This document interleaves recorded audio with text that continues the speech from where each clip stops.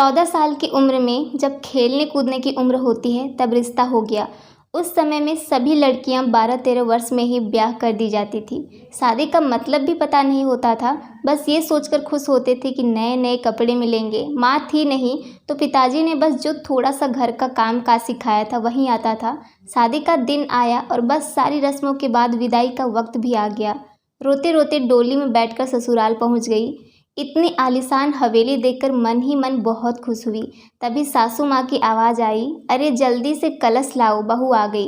और मैंने घूंघट की आड़ से अपनी सास को देखा। आंखों से एकदम सख्त मिजाज की लग रही थी मुझे। सच मानो तो थोड़ा डर गई थी मैं उन्हें देखकर। सारी रस्में खत्म होते होते रात हो गई थी। बिस्तर पर लेटते ही नींद आ गई। सुबह सुबह नौकरानी ने आकर जगाया था कि चलो रसोई बनाने की रस्म है। तैयार होकर रसोई में गई और खीर बनाई। सबने तारीफ भी की पर सासू माँ ने कमी निकाल दी। साथ ही साथ हिदायत भी दे दी कि अब बचपन छोड़कर कुछ काम काज सीख लो। 15 दिन बाद मेरे पति को भी हॉस्टल जाना था क्योंकि वह तब बीए कर रहे थे। खैर अमर भी हॉस्टल चले गए और मैं अकेली रह गई अपने सास और ससुर के साथ। बीच बीच में अमर चिट्ठी लिखते थे पर पहले मेरी सासू माँ पढ़ती थी, बाद में मेरे पास आती थी। उम्र कम होने की वजह से इतना फ़र्क नहीं पड़ता था। मेरे अकेलापन का साथी था आम का पेड़। हाँ, वही आम का पेड़ जो हवेली के पीछे आंगन में लगा था। उस आम के पेड़ के नीचे एक कच्ची मिट्टी का कमरा भी बना हुआ था, पर वो पेड़ फल नहीं देता था, इसलिए सारे हवेली वाले उस पेड़ को बांझ कहते थे। पर मुझे न जाने क्यों उस पेड़ से बहुत प्यार था। जब काम से निवृत्त होकर कुछ फुर्सत के पल मिलते थे तो एक वही पेड़ मेरा साथी होता था। उसको देखते हुए मैं अपनी सारी थकान भूल जाती थी। 2 साल बीत गए और मैं 16 साल की हो गई। अमर की भी स्नातक की पढ़ाई पूरी हो गई थी। आज अमर वापस आ रहे थे। सासू माँ सुबह से ही तैयार होने में लगी हुई थी। खुद ही रसोई में जा जाकर सारा जायजा ले रही थी। मैं भी बहुत खुश थी कि अब मुझे अकेले नहीं रहना पड़ेगा। 16 श्रृंगार के साथ मैं पूर्ण स्त्री की तरह महसूस कर रही थी। आज मांग का सिंदूर कुछ अलग ही लालिमा लिए हुए था। शायद वह लालिमा मेरे चेहरे पर भी दिख रही थी। तभी तो मेरी सास ने मुझसे कहा कि जा अपनी नज़र उतरवा ले, अमर आ गए हैं। हवेली की हलचल से पता चल गया था। मुझे खाने पीने से निवृत्त होकर सब आराम करने चले गए। अमर भी कमरे में आ गए थे और मैं बस शर्म से लाल हुए जा रही थी। तभी अमर ने मुझे तोहफा दिया, एक सुंदर लाल साड़ी। पर मेरे लिए तो अमर का वापस आना ही सबसे बड़ा तोहफा था। हमने ढेर सारी बातें की जिनमें कुछ शिकायतें भी थी और कुछ प्यार था। समय बीतता गया और 2 साल कैसे बीत गए पता ही नहीं चला। अमर और मैं एक दूसरे के साथ बहुत खुश थे। एक दिन अचानक पता चला कि मेरे पिताजी बहुत बीमार हैं। अमर मुझे लेकर तुरंत रवाना हो गए। पिताजी मुझे देखकर बहुत खुश हुए, जैसे मेरे लिए ही अपनी सांसों को रोका हुआ था। और फिर मुझे अमर के हवाले करके वो इस दुनिया से चले गए। भीगी आंखों से अपने पिताजी को विदा किया। अब मेरे सब कुछ अमर और उसका परिवार ही था। समय गुजरता गया और अमर ने अपनी लॉ की पढ़ाई भी पूरी कर ली और अब वो सरकारी वकील कहलाने लगे थे। पर भगवान ने मुझे अभी संतान सुख नहीं दिया था। अभी तो सासू माँ दबी जुबान में बोलती थी, पर धीरे धीरे उन्होंने अपना रुख कड़ा कर लिया। अमर बहुत व्यस्त रहते थे अपने काम में, सो वो मेरे पीछे सारा दिन पड़ी रहती। धीरे धीरे सारे गांव में ये बात फैल गई कि हवेली की बहू बांझ है। तीर की तरह चुभता था ये सब, पर कुछ कह नहीं पाती थी, सिर्फ आंसुओं से दिल हल्का कर लेती थी। अमर मुझे दिलासा देते थे, पर लोगों का व्यवहार अंदर ही अंदर मुझे खोखला कर रहा था। अभी मेरी उम्र ही क्या थी, सिर्फ 19 साल, और लोगों ने मुझे बांझ बना दिया। बचपन से ही शरीर से दुबली पतली थी मैं। फिर माँ के मरने के बाद ठीक से पालन पोषण भी नहीं हो पाया था। एक दिन अमर जब दोपहर के खाने पर घर आए तो सासू माँ ने फरमान सुना दिया कि हम अमर की दूसरी शादी करेंगे। उफ, इतना बड़ा धोखा अमर कैसे दे सकते हैं मुझे? नहीं, ऐसा नहीं हो सकता। बत्ती बुझा दो, मुझे सोना है। अमर, कुछ बात करनी है आपसे। मैं थक गया हूँ धानी, मुझे सोने दो। अमर, क्या आप दूसरी शादी करेंगे? धानी, मैंने कहा ना, सोने दो मुझे। थक गया हूँ मैं तुम सब लोगों की चिक चिक सुनते सुनते। उधर माँ है और इधर तुम। परेशान हो गया हूँ मैं। मन करता है आत्महत्या कर लूं। नहीं अमर, ऐसा मत कहिए। धानी ने अमर के मुंह पर हाथ रखते हुए कहा। आपके अलावा अब कौन है मेरा? धानी करवट लेकर सारी रात आंसू बहाती रही और जब सुबह उठी तो एक टूटी हुई औरत बनकर, जो मजबूर होकर हर चीज़ को समझौता कर लेती है। सारी रात यही सोचती रही कि शायद अमर ने भी मौन स्वीकृति दे दी है दूसरी शादी के लिए। पर उसे ये कहाँ मालूम था कि उसकी माँ ने किस हद तक उसे मजबूर किया है दूसरी शादी के लिए। 1 महीने के अंदर ही अमर की दूसरी शादी गेंदा से हो गई। गेंदा अमर की माँ की दूर के रिश्तेदार की बेटी है। धानी, अपना सामान पीछे वाले कमरे में रख ले, आज से गेंदा इस कमरे में रहेगी अमर के साथ। सासू माँ ने हाथ नचाते हुए कहा, कैसे छोड़ दूँ ये कमरा मेरा है, जिसे जहाँ जाना है जाए। पर फिर ख्याल आया कि जो ब्याह कर इस घर में लाया था अब वही मेरा नहीं है, तो ये कमरा कैसे हो सकता है। ऐसा सोचते हुए आंखों में आंसुओं का सैलाब उमड़ पड़ा। सिंदूर की डिब्बी और कुछ कपड़े लेकर उस कच्ची मिट्टी के कमरे की तरफ बढ़ गई। सामान एक कोने में रख कर खिड़की पर बैठ गई और उस आम के पेड़ को देखते हुए उसको निहारने लगी। इसे किस्मत कहूँ या कुछ और कि आज मेरी हालत भी इस पेड़ की तरह हो गई है। अकेला बेसहारा, जैसे ये अभी तक अपने अस्तित्व को बचाने में सफल रहा है, क्या मैं इसकी तरह अडिगर मजबूत रह सकूंगी या फिर किसी कमज़ोर लता की तरह मुरझा जाऊंगी और अपना अस्तित्व खो दूंगी। नहीं, ऐसा नहीं होगा। मैं मजबूत रहूंगी। जब ये बेजुबान पेड़ सबसे लड़ सकता है तो मैं क्यों नहीं। अपने विचार श्रृंखला से बाहर आते ही मैंने अपने आप को संभाला और हर स्थिति से लड़ने के लिए तैयार किया। दिन गुजरते गए और मैंने घर के कामों में अपने आप को व्यस्त कर लिया।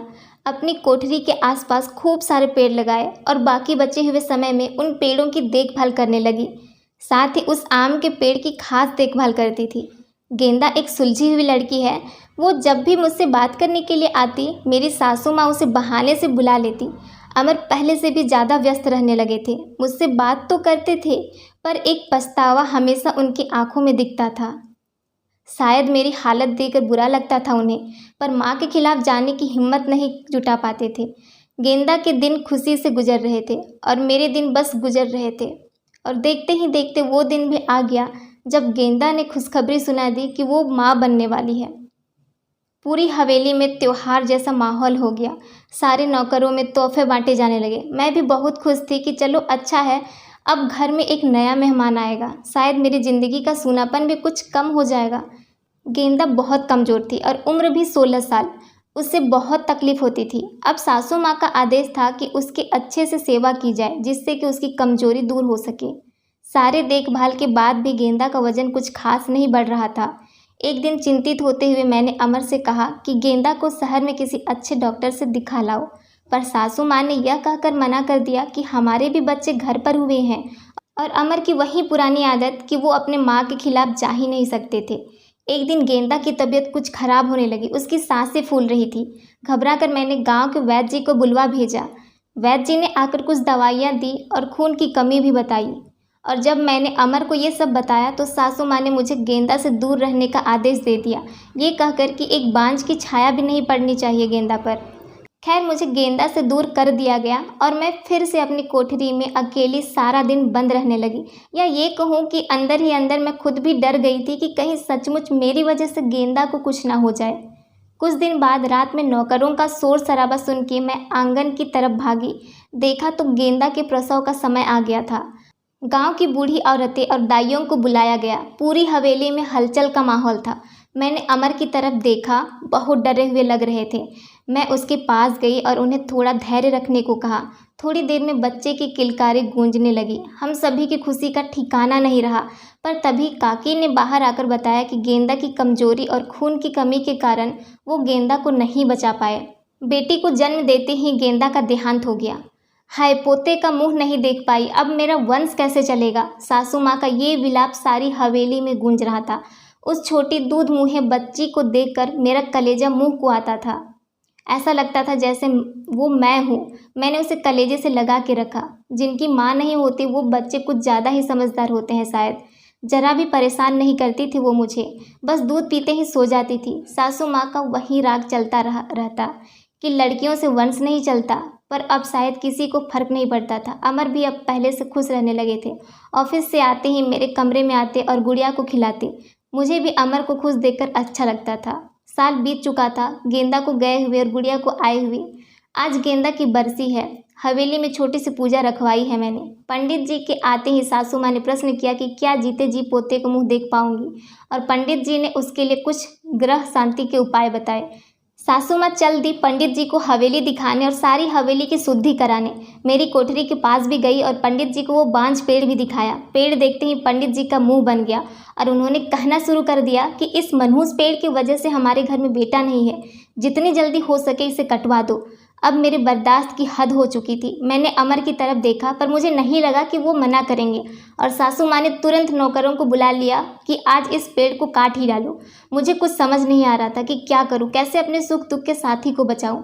जैसे ही वो कुल्हाड़ी लेकर पेड़ काटने आगे बढ़ने लगे, मैं फुर्ती से भागकर उस पेड़ से लिपट गई और विनती करने लगी कि पेड़ को छोड़ दो, पर वो लोग नहीं मान रहे थे।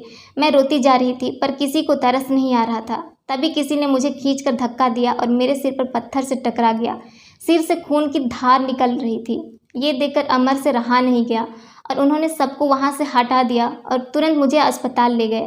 मलहम पट्टी के बाद मुझे कुछ होश आया। डॉक्टर साहिबा सामने खड़ी थी और अमर को कुछ समझा रही थी। सासू माँ भी वहीं थी और उनके चेहरे से पता चल रहा था कि उन्हें अपने किए पर अफसोस है। डॉक्टर, क्या अब हम इसे घर ले जा सकते हैं? अमर ने पूछा। हाँ, अब आप इन्हें ले जा सकते हैं, पर ख्याल रखिएगा कि अब ऐसा दोबारा ना हो, क्योंकि ऐसी हालत में गिरना ठीक नहीं होता है। ऐसी हालत? डॉक्टर, क्या हुआ है इसे? अमर ने घबराते हुए डॉक्टर से पूछा। अरे, आप लोगों को पता नहीं है, अब ये माँ बनने वाली हैं, तो इनका अच्छे से ख्याल रखिएगा। ये सुनकर किसी को भी यकीन नहीं हुआ। सब बस एक दूसरे को देखे जा रहे थे और मैं तो बिल्कुल यकीन नहीं कर पा रही थी। सासू माँ के आंखों में पछतावे के आंसू थे। मेरे सर पर हाथ रखकर बस इतना ही कह सकी कि मुझे माफ़ कर दो, और मैं मुस्कुराकर उनसे लिपट गई जैसे मैं अपनी माँ से लिपटी हूँ। पूरे 9 महीने मेरी सासू माँ ने मेरा बहुत ख्याल रखा और मैंने उस पेड़ का। आज मेरी डिलीवरी होनी थी। सासू माँ समय से मुझे अस्पताल ले गई ताकि जो गलती उन्होंने गेंदा के समय की थी वो अब न हो। बधाई हो, आपको पोता हुआ है। नर्स ने सासू माँ को खबर सुनाई और सासू माँ ने हाथ से अंगूठी निकालकर नर्स को दे दी। वो खुश थी, पर इस वजह से नहीं कि पोता हुआ है, बल्कि इस बात कर कि मैं बिल्कुल ठीक हूँ। हवेली में धूमधाम थी। सब खुश थे कि हमारा परिवार पूर्ण हो गया था बेटी और बेटे के आने से। और एक खुशी कहीं और भी पनप रही थी कि उस आम के पेड़ में फल आ रहे थे। शायद हम बहुत जल्दी चिंता करने लगते हैं फल मिलने की, पर हर चीज़ का एक समय होता है। कुपोषित शरीर हो या पेड़, दोनों ही फल देते ज़रूर हैं।